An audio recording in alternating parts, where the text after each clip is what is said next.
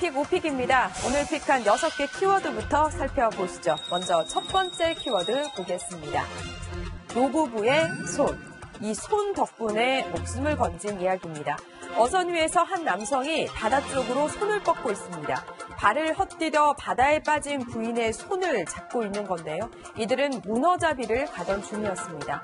남편 74살 박모 씨, 온 힘을 다해 부인을 끌어올리려 하지만 고령인데다 이 부인의 작업복에 바닷물이 차 더 버거웠던 겁니다.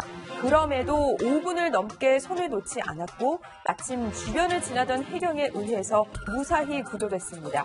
얼마나 놀랐을까요? 다행히 건강에 별다른 이상이 없이 안정을 취하고 있다고 합니다. 두 번째 키워드 보겠습니다. 19억 원. 비선실세 최순실 씨가 강남구 신사동의 미승빌딩을 120억 원 상당에 팔고도 양도소득세 19억 원을 내지 않으려 해 검찰이 수사에 나섰습니다.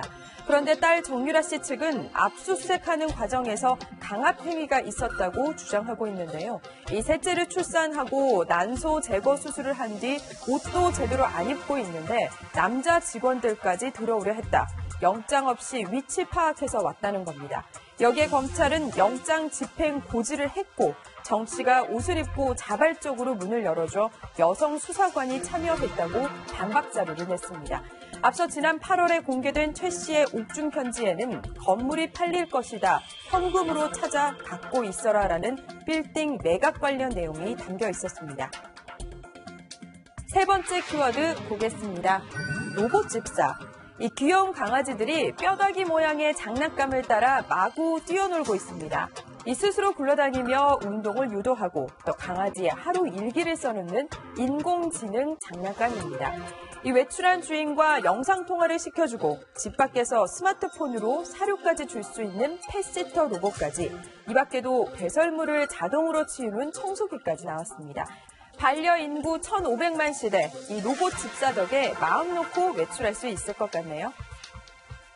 계속해서 5픽 네 번째 키워드 알아보겠습니다. 박정희, 이 장위국 광주시 교육감이 자신의 SNS에 오늘은 탕탕절이라고 올려 논란이 되고 있습니다. 탕탕절은 박정희 전 대통령의 서거를 희화화한 표현인데요. SNS는 삭제했지만 야권에서는 교육자 자격이 없다며 비판하고 있습니다.